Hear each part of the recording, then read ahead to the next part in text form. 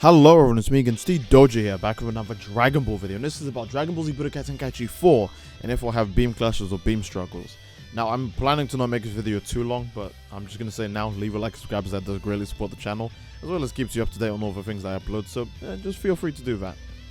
Now, I don't want to make this too long, but Tenkaichi 4 having beam clashes has been a topic of debate for quite a bit. I've got my own reasons why I think it will have beam clashes, but I wanted to just say what kind of beam clashes it might have and what I don't expect, because the two most recent Dragon Ball games that have online features, which are Xenoverse and FighterZ, they don't have beam clashes. Now, you could say one reason is laziness and the other reason is because of game balance, because you could see scenarios where it might be unbalanced. In Dragon Ball Legends, there are beam clashes and they're working on a weird timed mechanic, and even then, they're not very balanced. They're rare though, they're super rare in Dragon Ball Legends, so it's much different there. However, in the original Dragon Ball games, I shouldn't say the original because we're not going back to like the oldest games ever, right? But in the Budokai and Tenkaichi games, the beam clashes there were quite a blast. Everyone admittedly had fun of them as a kid and even as an adult. The excitement plus the fear of losing a beam clash while having to move around the joystick or mash the button is always a really fun thing. And in Tenkaichi 1, beam clashes there are actually, I think beam clashes in Tenkaichi 1 are honestly slightly better than they are in most other games. The beam clashes in Tenkaichi 1 are nicely drawn out. They have like a duration as well as showing the two beams connecting to each other. But I don't think they're as epic as they are in Tenkaichi 3 or in Tenkaichi 2. Budokai 3 I think has some very epic looking ki blasts. The way they make a giant big rainbow effect that can clearly be seen even through all the motion blur while the two blasts connect, and you can see the two characters clearly. I think that's a very cool way to do beam clashes. Not to mention the beam clashes there last quite a bit, so the spectacle lasts even longer. You know what they say, if you're going to have a good visual, at least have it on screen for, you know, enough time for people to appreciate how nice it looks. So I hope the beam clashes get done similar to Budokai 3 or to like Tenkaichi 3, right? Just as long as there's a nice big splash effect on the blast when they connect. I think that'd be pretty cool.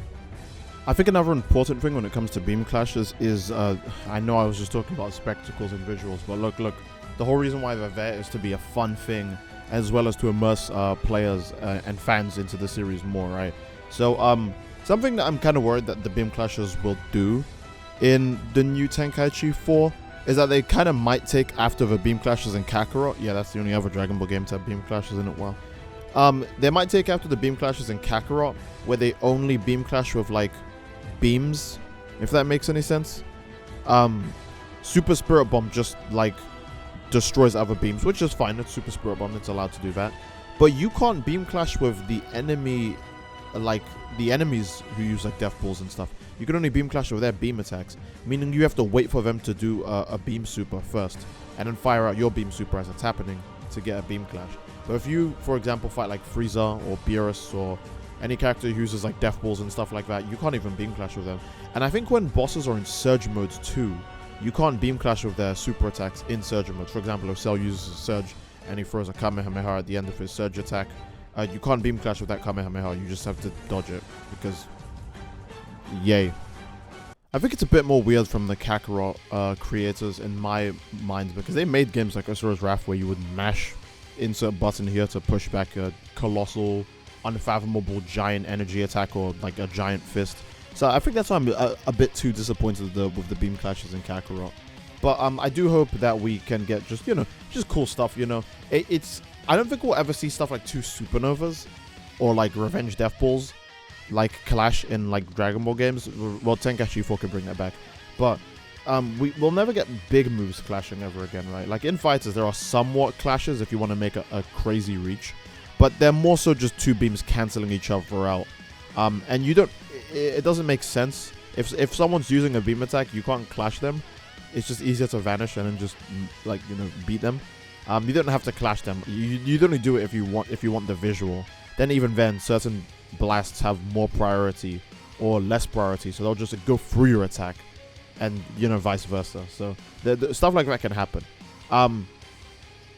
It does remind me that the way Ultimate Tenkaichi does blasts, I guess, is kind of alright. I'm not going to say the way they do ki blasts is fine in Ultimate Tenkaichi. They actually, it's not done, like, good at all there. But the way the clashes look in Ultimate Tenkaichi, I think are visually impressive. I do wish the angles were more cinematic. like with you know, the Tenkaichi games, and I think Raging Blast 2 had cinematic angles as well when it came to the Ki Blast clashes, rather than just one wide static shot, right? I would say, yeah, just let me know what you guys think in the comment section down below. I'm going to explain why I think beam clashes are going to be in Tenkaichi 4 right now. Or I guess you could leave a like 2 while we're at it. But I think beam clashes will be in Tenkaichi 4 for the simple reason that they were in the first Tenkaichi, so there's no excuse. If they were in the first game, the second game, and the third game, they have to be in the fourth game. Now, if they were only in game 2 and 3, I could then see the company going, you know what? It's fine. We could just pass this one off as a remake or a reboot, so we don't have to put the beam clashes in. Nope. Beam clashes were in the first Tenkaichi, so they have to be in the fourth one too now. If we don't get beam clashes in Tenkaichi 4, then we actually have reached the arc where gaming is truly I mean, Redfall just came out, right? I think we're reaching that point of acceptance where we can kind of expect every game to just be a bad, lazy cash grab of something we used to like back in the day. So if beam clashes don't end up at Tenkaichi 4, it's gonna be the Redfall Forspoken insert game here that, you know, didn't please anyone of Dragon Ball games. It would be super disappointing. So I'm only hoping, based on just correlation, right? The fourth game has beam clashes, and if it's gonna follow after the third game, it has to be more nutty than the third game's beam clashes. I want to see cool stuff like Revenge Death Ball versus Kamehameha times 10. I really want to see stuff like Minus Power Ball versus Big Bang Kamehameha. I want to see Father Son Kamehameha versus Cell's Solar Kamehameha. You know, stuff like that. Man, we don't even get that in games anymore, right? That was legit one of the ways a main villain lost in DBZ, a beam clash. And even though as iconic as it is, we just don't get beam clashes in games anymore, despite the fact that a main villain literally lost in a died in a beam clash. Not even just like, oh, Kaioken Goku versus like Vegeta's Kamehameha versus Gallic Gun. Like, Cell died in a beam clash, and we don't even get those anymore in games, which I think is kind of absurd.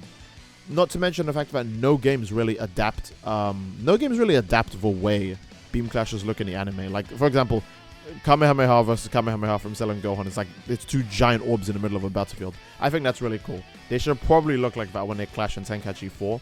Also, the fact that Frieza did die to... Well, he didn't die, but he lost to an angry Kamehameha when he tried to use his final attack on Goku.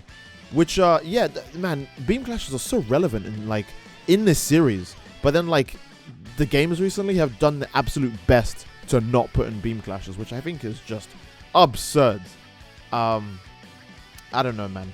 But it's just kind of weird to me how, like, they won't put one of the coolest things in Dragon Ball in Dragon Ball. I don't know. It's just weird. Like, put beam clashes back in, please. Alright, I don't think I have much else to say. I think that is a pretty solid place to end the video. I got all my points across. I don't think there's anything else I really want to say about beam clashes. They shouldn't be too hard to implement. You can just add the damage of the two blasts together when the blast follows through on the other side, like they did in the Tenkaichi games. Or you could just do what they did in the Ultimate Tenkaichi games, where the beam clashing is just a defensive maneuver. That would be horrible. They don't do that. So yeah, I think that's a good place to end the video. If you guys enjoyed the video, then obviously please leave a like on the video. Don't forget to subscribe, as it greatly supports the channel. And don't forget to leave a comment down below as to what you'd like to see next. Love you all. I hope you enjoyed, and I will see you all next time. Take care and peace.